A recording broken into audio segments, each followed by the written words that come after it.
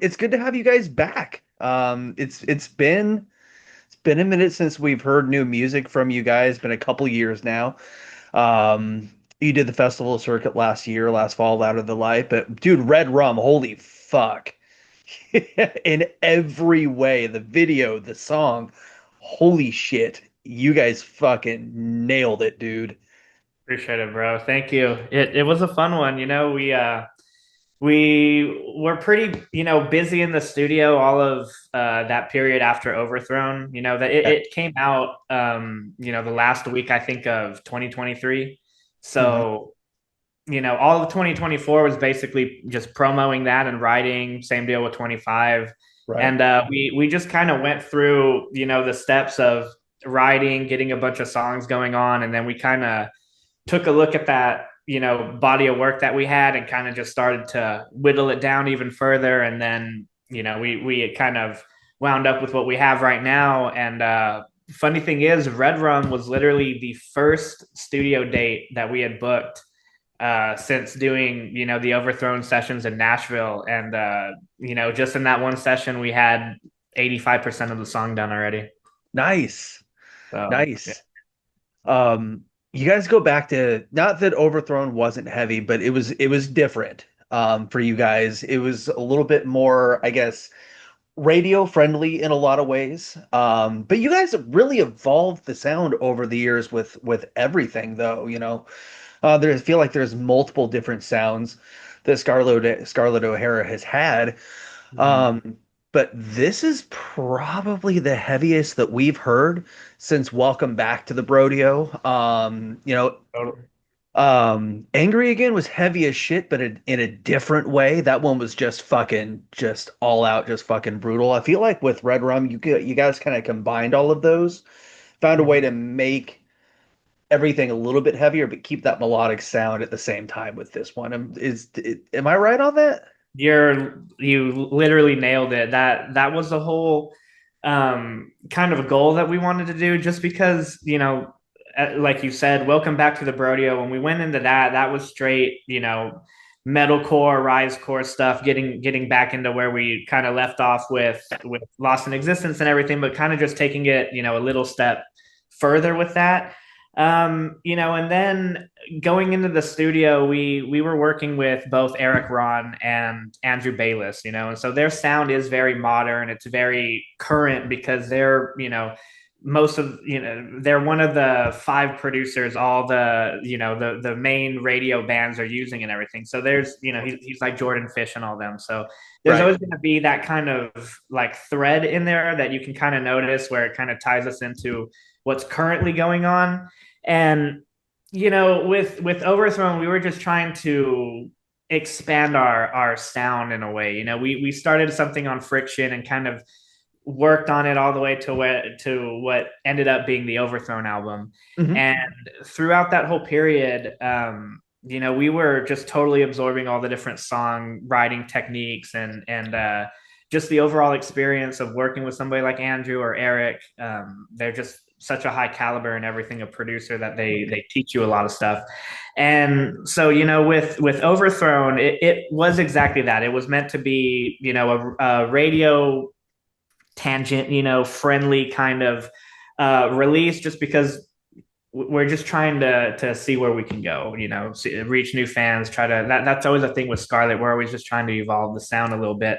But, we loved it. We took a look at it, but we all kind of realized that it was missing some of the heavier elements that we have kind of cultivated throughout our whole discography that we have. And I'd like to think that Red Rum and the following tracks that we're going to be releasing are exactly, the right blend of the Welcome Back to the Brodeo, Lost in Existence, earlier, heavier aspect of it, mixed in with the kind of new modern, metalcore, cybercore, whatever you want to call it, kind of deal that's going on right now. Hmm. And we just took both of the main foundations from both of those albums that we worked on, made it into a new deal. And from what we're listening to, I'm a little biased because I'm the guitar player and everything, but I hear parts in REDRUM that you can completely trace back all the way back to some of our 2008, releases. Yeah.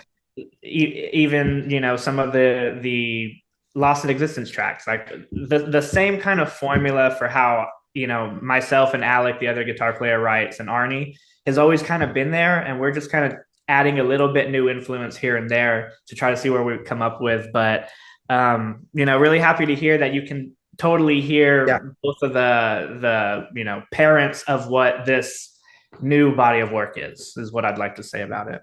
Yeah, absolutely. And when Lost came out and Welcome Back came out, I mean, that was in the heyday of like when Warp Tour was going strong and like metalcore was really like just blowing the fuck up. Mm-hmm. But over the last few years, a lot of the bands that were in that scene have really started to evolve their sound and changing and just in a lot of ways. And I'm really glad that you guys are kind of evolving that sound, but also staying true to what got you to the dance and what made you guys popular in the first place with the fans.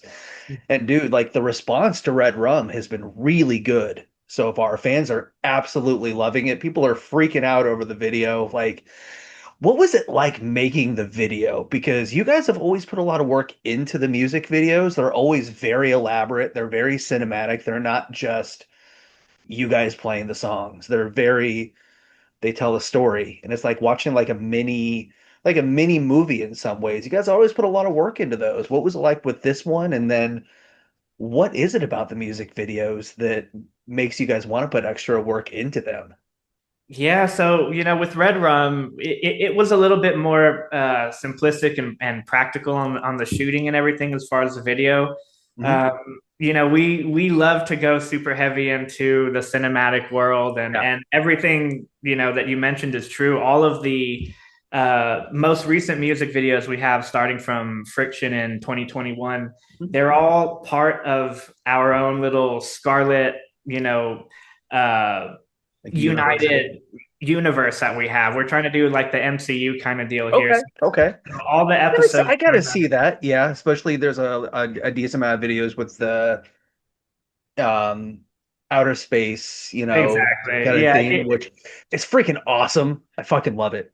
Thank you. Yeah, that just evolved out of wanting to see where we could go and push it even farther. I love doing the traditional music videos and headbanging and everything like that, but the market is so saturated right now with stuff like that, and Yeah.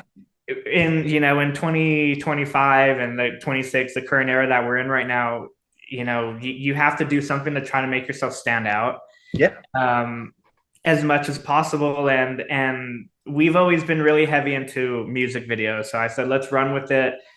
We have Unreal 5 now, so the technology is a lot better from what we've had in the past to do something that actually looks decent and doesn't look like it's you know a cheap green screen or anything. So Right. that was our attempt to get into that. And then you see some of the other bands like Falling in Reverse and Don Broco, and on a music video perspective, that those were big influences on Okay. us, because Okay. not so much the content of what it was, but just the I guess the validation that you can put out a music video that is also a highly produced, plot or content or something like that, and it Yeah. can still be enjoyed, by the fans and everything. So that was a lot of fun. But with Red Rum, I had 1 week to plan that video, to make all the props, to shoot it, to do all of that. So it was like, what can we do that's going to give a big impact that we can practically shoot within a week, and not falling back into old habits and stuff like that. But I know the fans like seeing our vocalist in goo for whatever reason, whether it be white goo or black goo or green goo. We've done it already multiple times, and it always gets a good response. So when all else fails, we pull out the goo, and it was literally me just there at this. Oh man, I feel so bad for them, because this is like, it's like a photo shoot studio where you go to get your like, Oh, headshots and stuff. And right. the owner, the manager, he kind of just left us there and left for the day. So we're like, all Well, right. that's on him then. Like And that's we busted out all the tarps and everything, and I got a ladder and made up a bunch of goo and just dumped it on Moses and kind of just ran with it. And we knew right away, though, looking back at that footage there on site, that it was gonna be killer. I mean, uh, we wanted to have some sort of red filter over the whole thing. So the purpose of kind of making the liquid element black was just so it would have a bigger contrast on the red, so it wouldn't just yeah. be clear. So we did put some artistic thought into everything, but that was totally a run and gun. Let's see what we can do, kind of What deal. what was Moses's reaction when you told him that you're gonna dump all of this shit on him again? He's gonna be covered in this. Like, what was his reaction when you brought that to the table?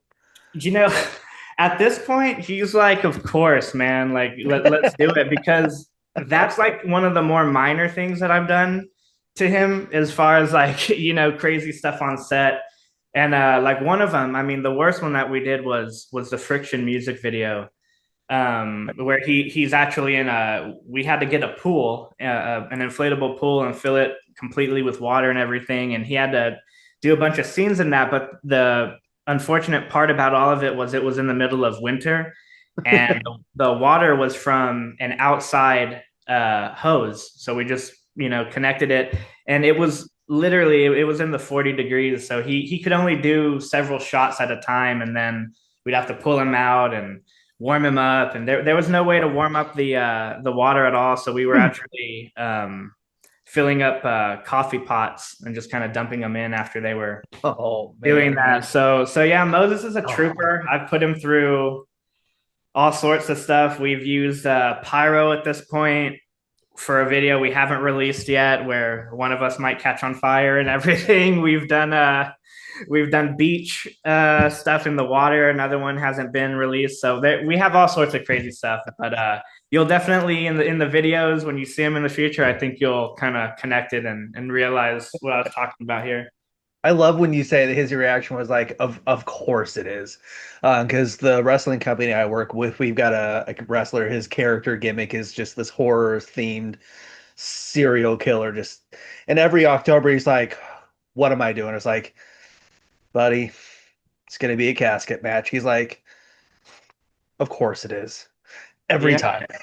they they Every they've time. they've come to terms with it already. So but That's it's a lot of fun. I mean, some of it gets a little bit like, we tried doing one where we're trying to stick his head inside of a aquarium filled with water to kind of get like some sort of vat kind of look, and that was like a no go. That was too much. He couldn't breathe in that latex suit in the REDRUM video. That was oh Moses, yeah. because Really? yeah, it wouldn't fit anybody. We ordered a large from Amazon, and it was a small. I mean, I don't know what kind of large that was, Oh but man. only he could fit in it, and it had a waterproof mouth covering, so there's literally no way he could breathe. So for that Oh video, man. we got some clothespins and punched a bunch of holes there, and I mean, it was a whole, a true run and gun. Like, let's get Right. there, figure out what we're gonna do, and you know, Yeah. it I came get out that. came out well. So Yeah. really happy about it. That's how it is with a lot of videos we do. Is like, how are we gonna do? We'll figure it out when we get there.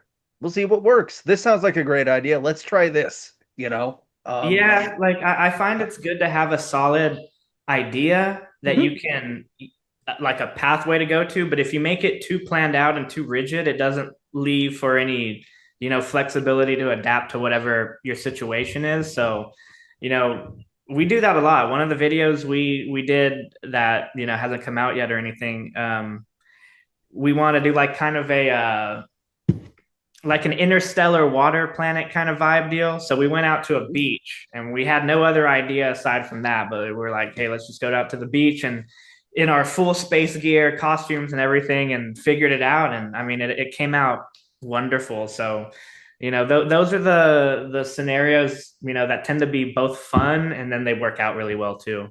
Yeah. Um, What were the festivals like last year, man? Louder than was it last year? Louder than life last year? You guys did? We did the previous year, and man, those festivals are a lot of fun, but they're so hard from a band's perspective. And I Yep. mean, it's a great thing because they take you out of a certain comfort level of playing, the kind of venues and the sort of shows that you're doing, and then they kind of thrust you into this whole new, you know, I mean, it's like a corporate kind of deal at that point. There's no um, messing around or anything. They're absolutely planned down to the T. And Yeah. when you're doing a Danny Wimmer Presents festival, everything starts happening 3 or 4 months in advance, and then we start having to submit our backline, for example, our gear that we're going to use. All of that has to be approved by their team, by Wow. their coordinating manager.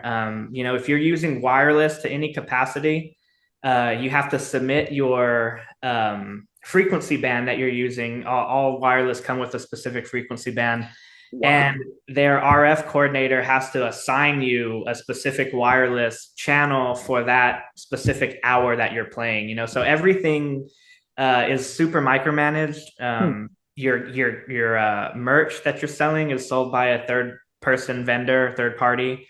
So a lot of the stuff that you're kind of used to, whether you're like touring or just doing some, theater shows, local shows, whatever it Right. is, that whole routine and experience that you have for it kind of goes out the window.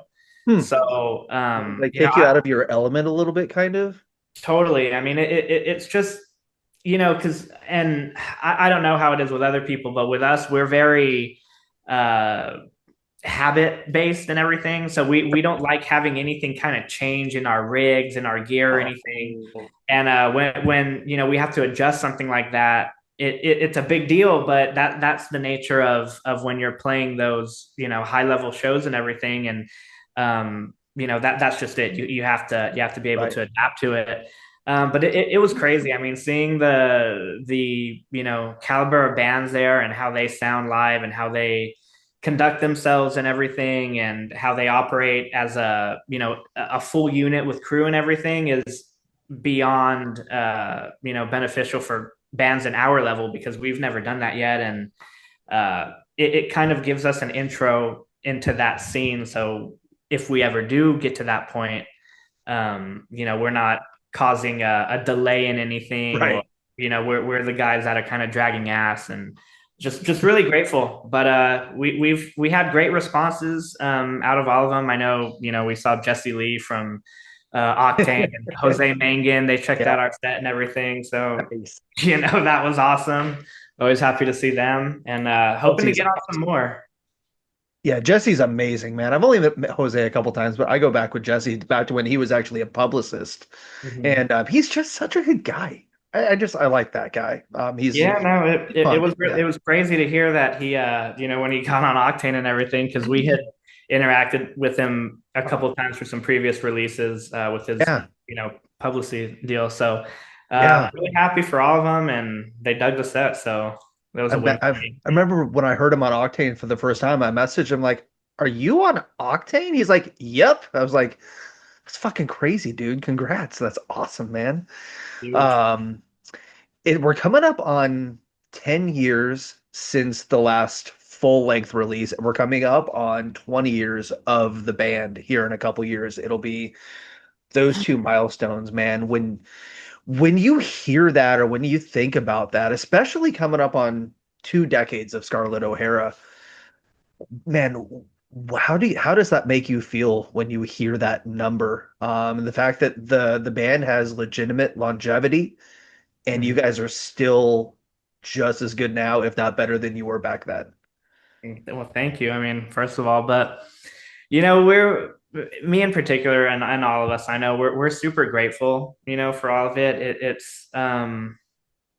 It's crazy to think already that like we're here at 18 years, basically. Yeah, 19 will be this year and everything, but it honestly hasn't seemed like that. It's something that's kind of just been a natural constant in our life. We all started this when we were, 15 and 16. So I've literally been in Scarlett for more than half of my life at this point. Crazy. Yeah. And we've had the ups and downs and everything that has all happened. And, as anybody would if you're in something for this long.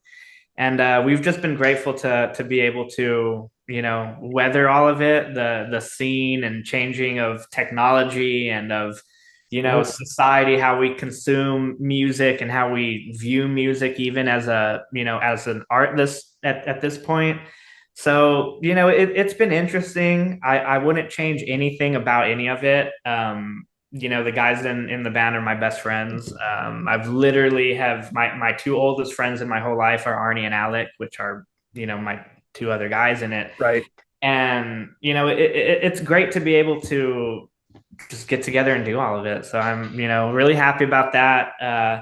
I think part of the deal with Scarlett is just we enjoy what we do, and whether that translates to like you know huge headliners or whatever it in our case it hasn't or whatever, but we still love doing it, and that's really the main reason why we come out here and continue to write and continue to try to do our thing while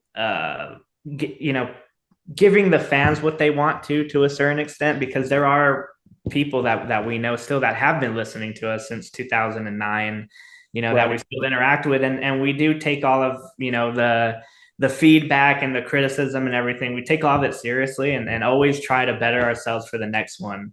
I'm always there. I see every comment and every mean screw you and all of that, but it doesn't bother us. It's just part of the nature of the game. And you know 20 years of Scarlett, I'm not surprised. I'm not saying that in a any sort of cocky or ungrateful way. It's just me knowing the guys and everything, and knowing how we are with each other. It's just more of a like, damn, like we're already at 20 years, dude. Like where'd Yeah. it go? But It 2008 doesn't feel like 20 years ago to me at all. Like no, it feels maybe like 10, but to think about like that was 20 years ago is just it doesn't compute for me, man. It just doesn't.